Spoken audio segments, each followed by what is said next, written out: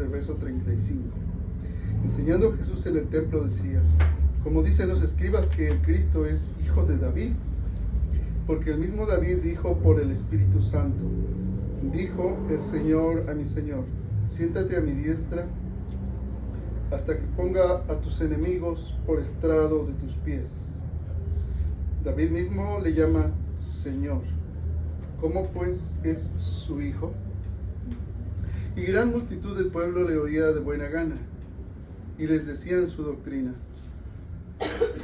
guardaos de los escribas que gustan de andar con largas ropas y aman las salutaciones en las plazas, y las primeras sillas en las sinagogas, y los primeros asientos en las cenas, que devoran las casas de las viudas y por pretexto hacen largas oraciones.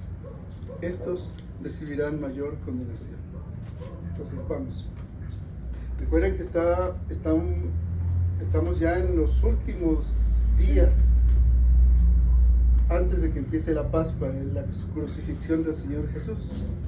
Y como nos dice el apóstol Juan, a lo suyo vino y los suyos no le recibieron, no la reconocieron,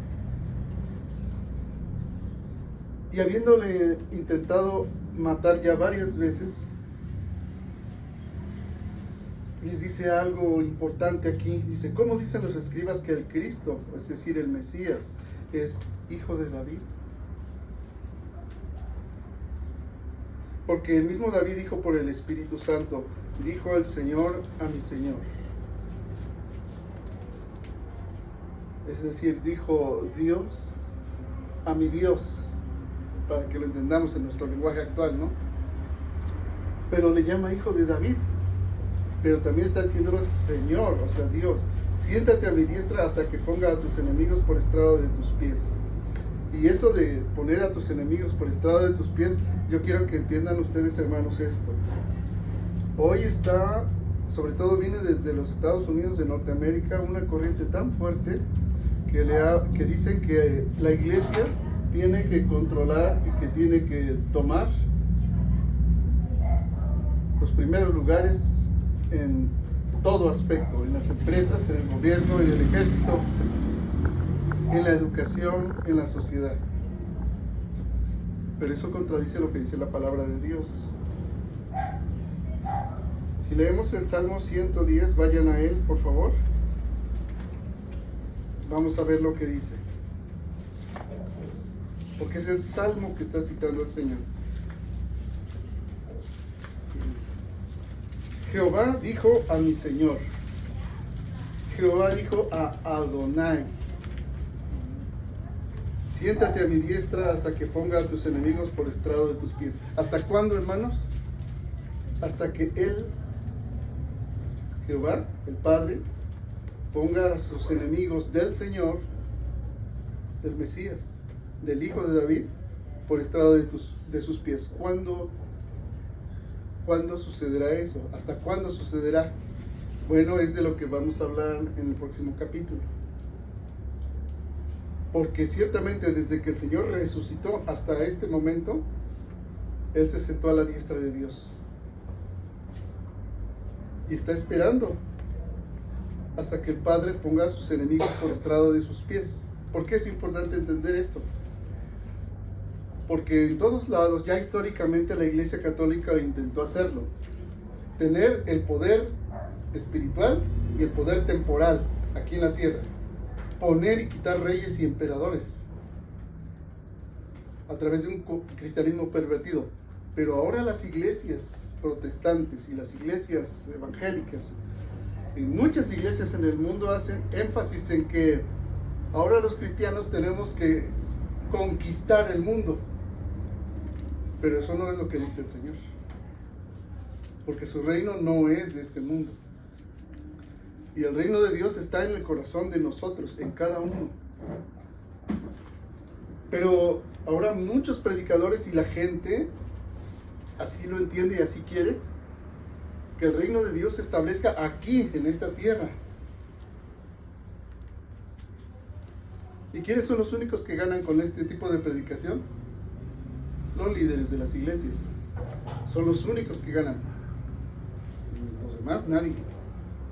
porque el Señor estará a la diestra del Padre hasta que el Padre ponga a sus enemigos por estrado de sus pies. Y eso será al final de la historia, pero no en este mundo, ¿sí? Sino cuando Él consume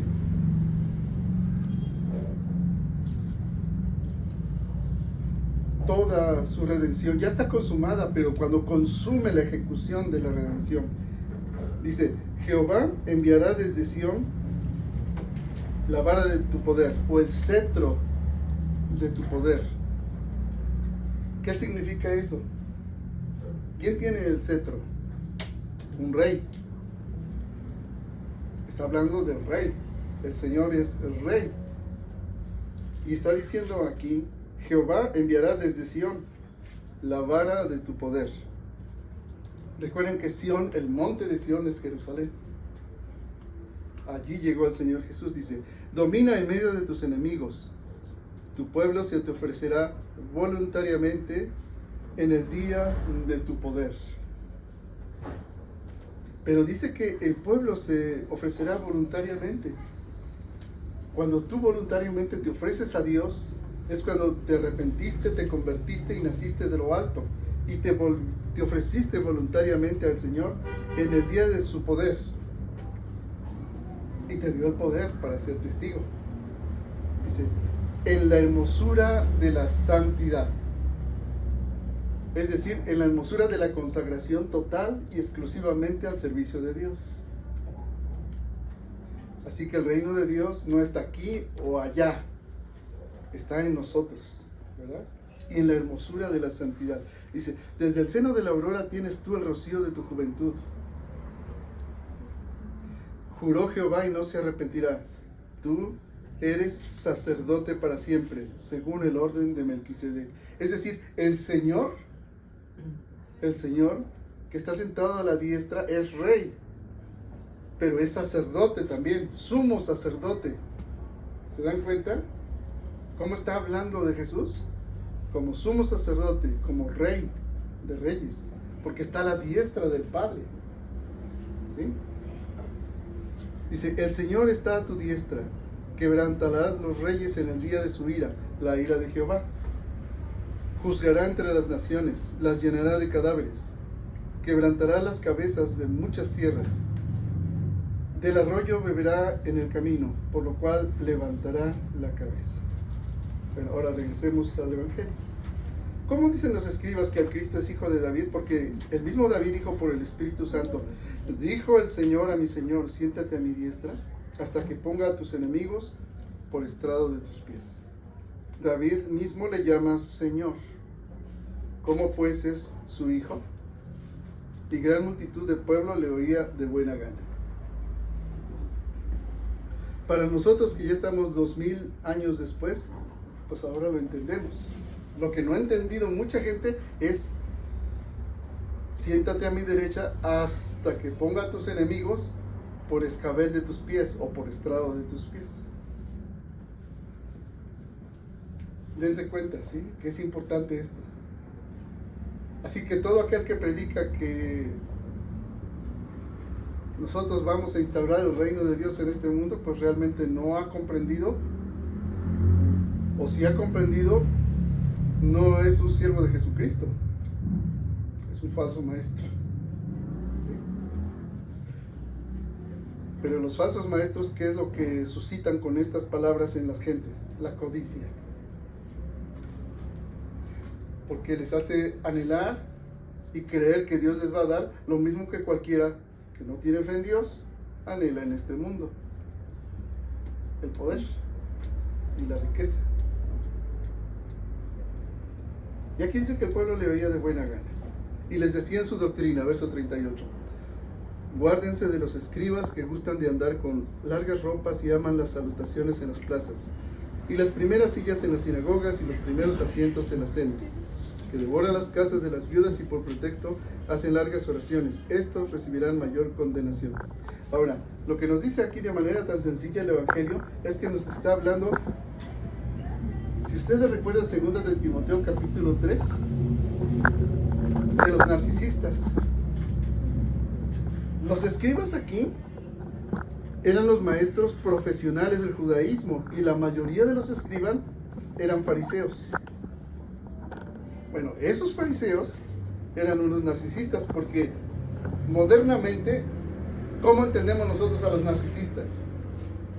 Vas a una boda y él es el novio en la boda o la novia en la boda. Vas a un funeral y él es el muerto en el funeral. ¿Sí? Es decir, siempre es el centro de atención. Siempre llama la atención y quiere que todos estén al pendiente de él o de ella.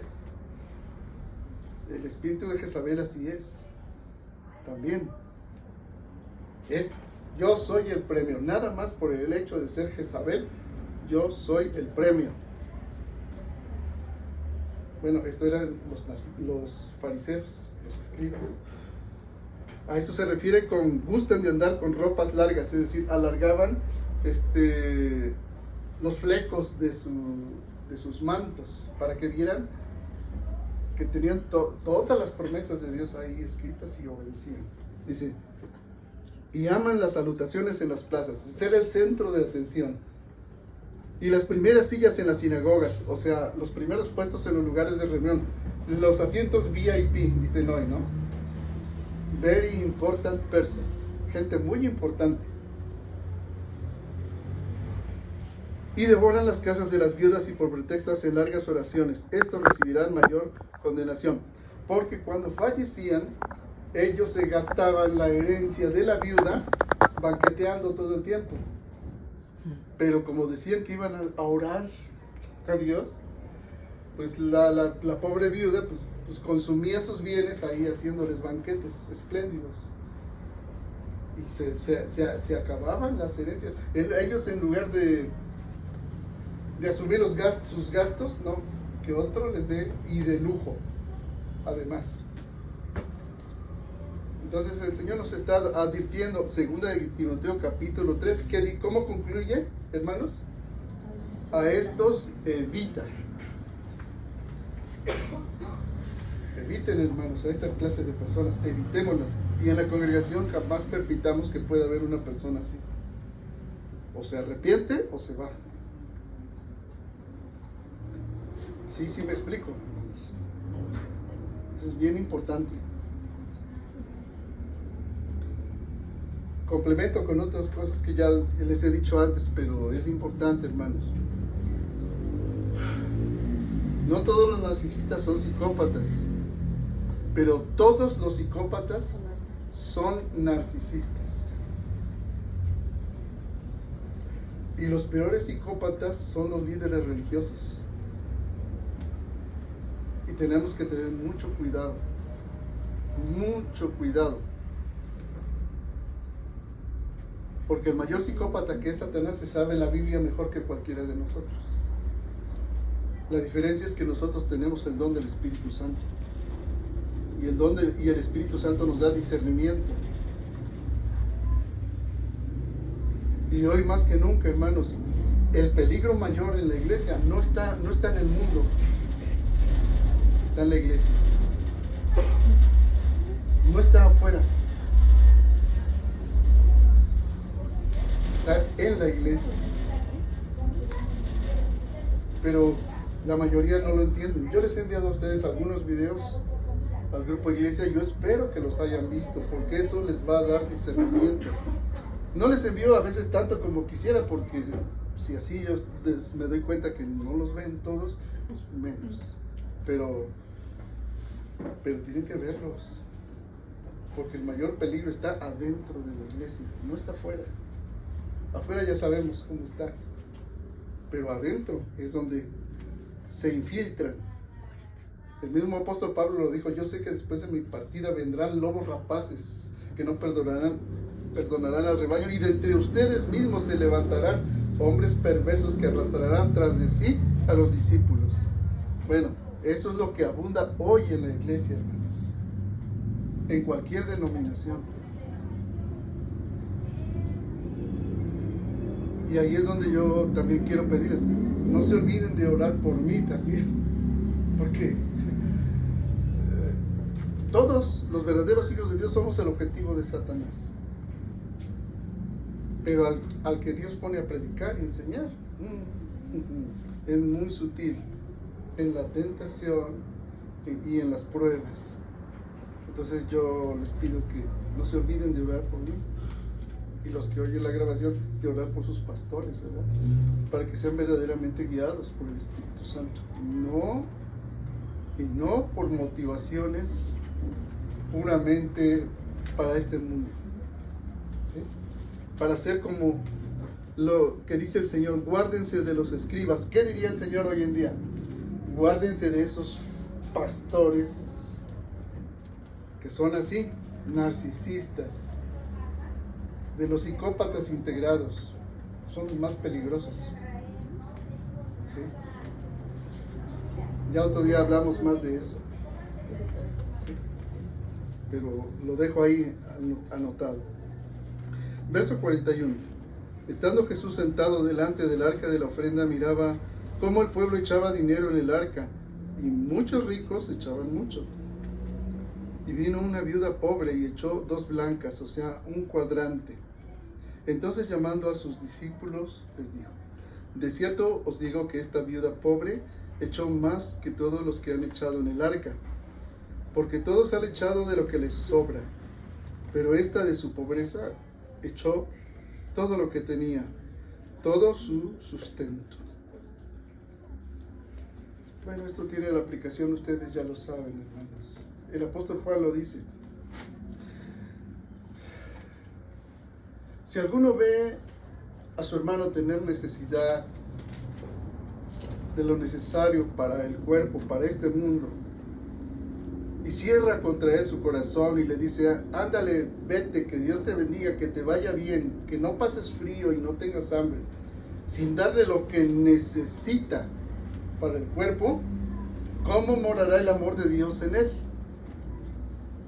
No a menos de lengua solamente, sino por obras.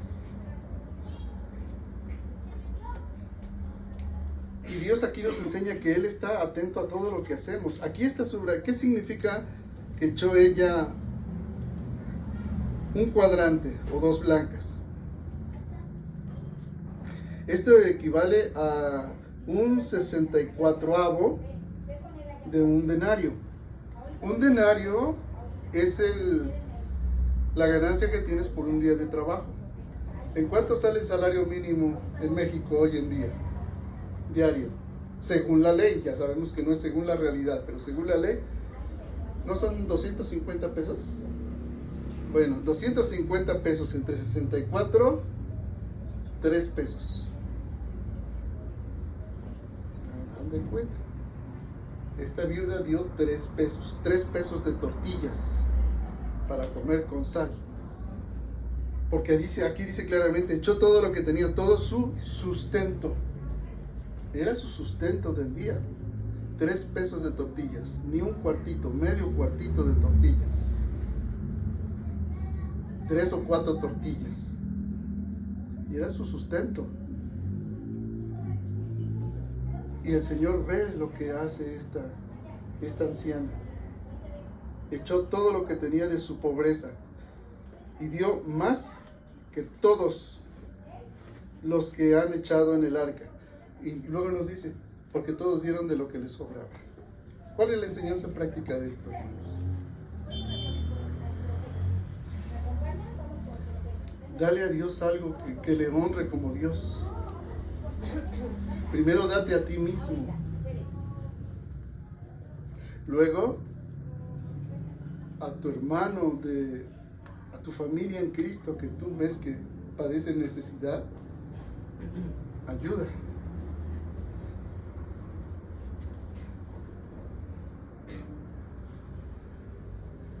Y si para el ministerio de la palabra es necesario, tampoco des lo que te sobra. Cualquiera pudiera decir, bueno, es que a mí no me sobra nada, ¿verdad? Más como están los salarios ahora. Bueno, aquí nos está enseñando claramente que el Señor está mirando lo que das. Dice, porque todos han echado de lo que les sobra, mas esta de su pobreza echó todo lo que tenía, todo su sustento. Entonces, lo que yo quiero decir es esto, repetir lo mismo que dijo el apóstol Pablo. Cuando se levante la ofrenda, cada uno dé como haya prosperado, según haya prosperado. Porque el Señor ama al dador alegre. No den por necesidad ni por obligación. Porque Dios ama al dador alegre. Y ama al que da con alegría. Pero entonces, cuídate de no dar nunca lo que te sobre. No des lo que te sobre al Señor, ni de tu tiempo, ni de tus recursos. Porque al final de cuentas, lo que estamos dando, ya sea para un hermano en la iglesia o para el ministerio,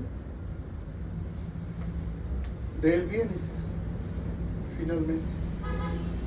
Y a Él es a quien glorificas y a Él es a quien sirves. ¿Está bien, hermanos? Amén. Está bien, hermano.